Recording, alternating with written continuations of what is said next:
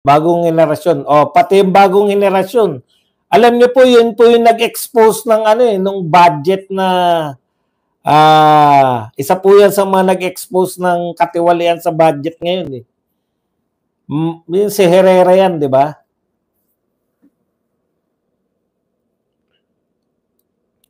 Lumalabas na yung mga sa pantahan ni Senator Marcoleta tungkol kay Garcia. Argo, wag kang mag-alala, Garcia. Senador na si Marcoleta. Evangelical yung bagong henerasyon. Huwag kayong maniwala dyan sa subtle ang mga yan. Hindi ko maintindihan. Sa akin ba't sila hindi maniwala? Nanalo Kabataan Party List, Tatay Badong, 1 seat, buwisit. Rodolfo Aposaga, halatado galaw mo, Garcia. Pareho kayo ni Gwen. Boss Bad, sana wag nating tigilan si Garcia. Napaka-bias niya. Malamang ang 16 million overvotes sa Duterte yun. Malamang. Kasi wala namang umangal na alyansa candidate eh. Dapat imbestigahan yan si Garcia. Yan ang dapat trabahuin ng mga senators natin. Sa pandahilan kung bakit hindi makakaupo ang tatlong Duterte yun. Sa yung record-breaking yung tatlo na pinakabatang representatives, malalampasan yung record ni BBM. Boss, marami nakakulong pag natapos ang term ni BBM. Good evening, amigo buds. Amigo, dapat makulong yan si Garcia. Kung ako congressman, impeach ko yan. Bakit mo pipigilan yung panunumpa? SRML, SBL? Yan po, Mr. President, no? Yan ang dahilan na makinagagalit namin, mga aktwal. Hindi kami nagagalit out of the blue. Parang kabato ata si BBM sa bloodbath ni BP Sara. Kasi po may expose po sila eh. Kawawa po yan. Tama yan si Dilima at si Shell Jokno. Tama po yan para sama-sama na kayo. Isang tirahan na lang. Nakalyado ng Duterte, hindi na rin pinunuklama. Tatay Badong, nakakabwisit mukha ni Marcos.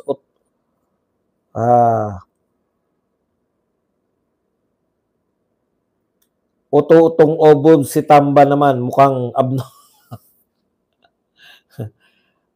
yung 20 pesos, ngayon alam na natin na popondohan nila. Sino pipigil dyan? Basta may pondo, basta may binili, may kumita dyan.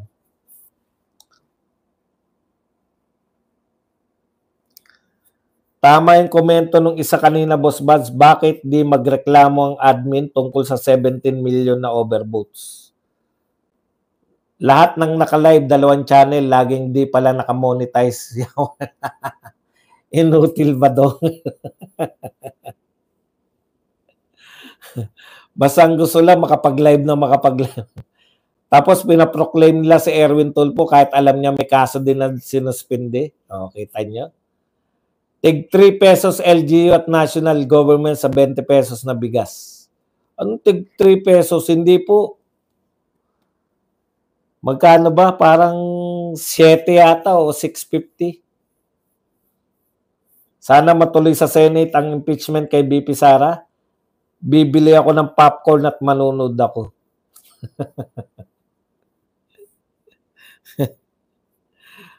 Boss, sayang si Vic Rodriguez, matalino sana. Tuloy-tuloy lang. Gawin nilang yung sarili nila. Yung mayat-maya sila na sa camera. Mayat-maya sila, may sinasabi. Ganun po yun, tiyagain nila. Si Dilima nga, tsaka si Shell Jokno, laging talo. Ngayon, tignan nyo naman.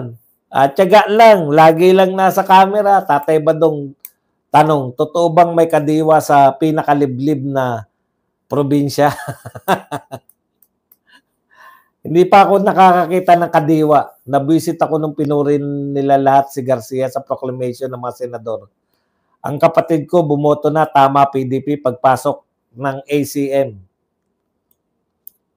Overvotes daw. Yun nga po nakakapagtaka eh. Hindi ba, ang tanong ko nga, 16.7 million Pilipino ang hindi marunong magbilang. Malala na talaga ang ating problema.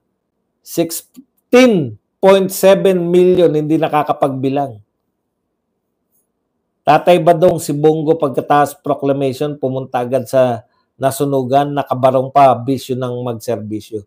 Uy, thank you very much kay Ampopolis Sokso na nagbigay sa atin ng $19.99. $20, functional illiterates. Hindi po marunong tayo magbilang ng hanggang 12. Imposible, na-imposible ako eh. 40.1% DDS, 15% loyalist, 13% Pinklawan, 30 plus neutral as per political analyst na in-interview. Maniwala kayo dyan sa mga political analyst na yan. Kalokohan yan. Hindi po nila, wala nga isa nagsabi na matatalo yan sila.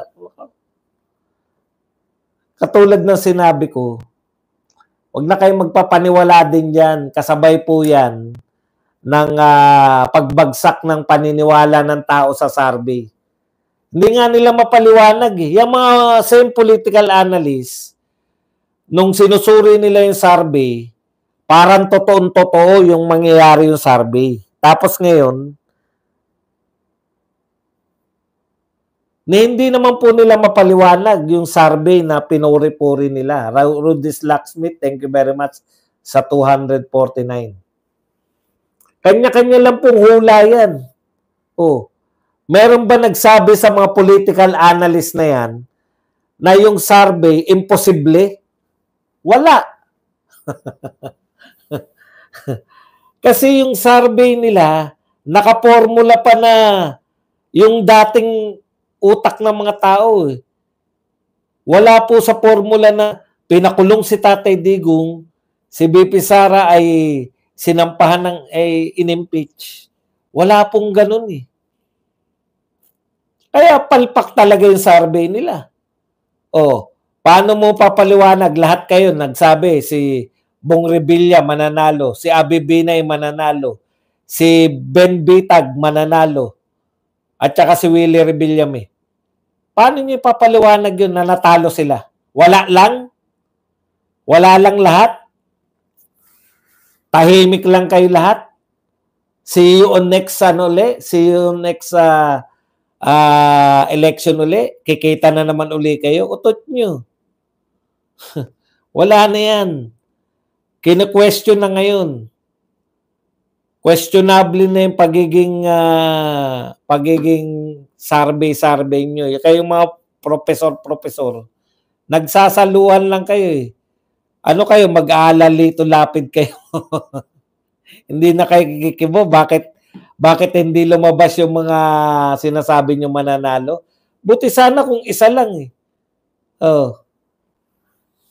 Lumabas ba sa survey nyo, natatambakan ni Bongo si Eric Tulfo? Lumabas ba sa survey nyo na hindi magiging... pang ilan ba si Tulfo? Pang-4 o pang-5? Hindi lumalabas yan. Lagi sa survey nila o consistent si Tulfo.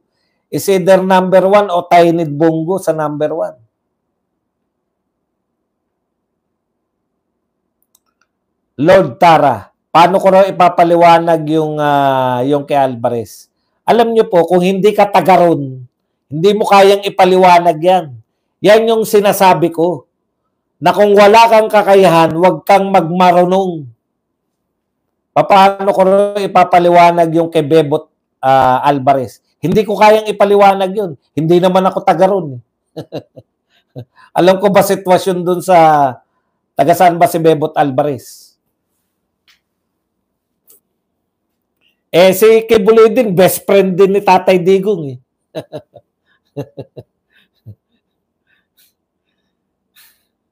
Hindi nyo ako madadali sa mga ganyang katanungan. Hindi ko kayang ipaliwanag, kaya nga po mahirap yung nagdudunong-dunungan sa lokal. Ang dami pong nagsabi na matatalo na yung mga Duterte sa Davao. Natalo ba sila sa Davao? Tinambakan po yung mga Nograles. Mahirap yan. Davao del Norte. Hindi po ako taga Davao del Norte. Hindi ko po alam ang sitwasyon dyan sa Davao del Norte. Ang napuntahan ko lang po na Davao City lang. Boss Bad, si Willie Revillame may nakahanda ng privilege speech tapos natalo. Dapat daw tinanggap daw niya ang endorsement ni BP Inday Sara kasi alam niya mananalo siya kasi daw mataas siya sa survey. Tatay Badong, sa sobrang lakas ni Nograles, yung butal ng boto ni Tatay Diggs mas malaki pa kaysa total. Ang dami ko po nakitang post dito na matatalo na po siya. Ang isa lang ang tanong ko taga Davao ka ba? Sa mga nagpo-post po at nagsasabi na matatalo si Tatay Digong at mga Duterte sa Davao, isa lang po tanong ko taga Davao ba kayo? Mahirap po magsalita ng lokal. Napapansin nyo po, hindi po ako bumabanat ng lokal. Kasi mukha kang tanga. I-discuss mo yung local situation. Mahirap po mag-discuss ng local situation na hindi ka taga ron. PBBM nag-umpisa ng gulo. Maraming problema at kalokohan na ginawa. Malaking utang, ba't walang proyekto? Misuse enormous money at nawala. Where are the cold? Maharlika Investment Fund, flood control. Correct. Yung Maharlika Fund, dapat Senator Marcoleta. Tirahin. Sana mapunta si Senator Marcoleta sa Blue Ribbon. Ibig mo sabihin, Tatay Badong, bawat 4 na boboto may overvote na isa? Oo nga. Sa kada 4 na botante, nagsulat yung isa ng 13 o bumoto yung isa ng 13. 4 tayo, tabi-tabay tayo. Yung isa sa atin, 13 iboboto. Imposible. Napaka-imposible. Good evening, Sir Bads. Always watching you from Minglanila, Cebu. Solid DDS kami. Yung nagsabi na matatalo, hindi yan taga Davao. Sabihin pa, boboto daw siya ng Nograles. Yung pala taga Maynila siya. Kung bilangan lang ng tarpaulin, panalo si Gwen Garcia pero talo ng di kilalang kandidato. Ako po, totoo. Hindi ko po siya kilala. Hi, Boss Bad. Shout out. Watching from Davao del Norte. New Corella. Solid Duterte kami dito. Walang kupas. Tatay Badong, sana sabay-sabay kang maimbitahan sa handaan ng Senator Marcoleta, Villar, Marcos, Bongo at Bato. Open po kaming inahanda ko ng chopstick. Pakain naman kayo. Kahit hopya lang, Senator Marcoleta. Patambay naman sa opisina mo. Boss man si Camille Villar, di nagpasalamat sa mga Duterte sa proclamation niya, nakalimutan daw niya. At least naihabol naman. Ano yung kasabihan? Huliman daw at magaling. Naihabol pa rin. Boss, bilib na bilib ako kay Perardi. Malaking problema ang maute pero nakaya niya. Kung si BBM kaya, baka sumuko ang gobyerno. Kung meron overvotes, kaduda-duda na resulta sa nanalong senador. Meron po talaga mag-overvote, hindi po problema yan. Pero yung 16 million yung nag-overvote, hindi nakapaniwala yan. Boss Bad, si Willie Revillame may nakahandang privilege yan.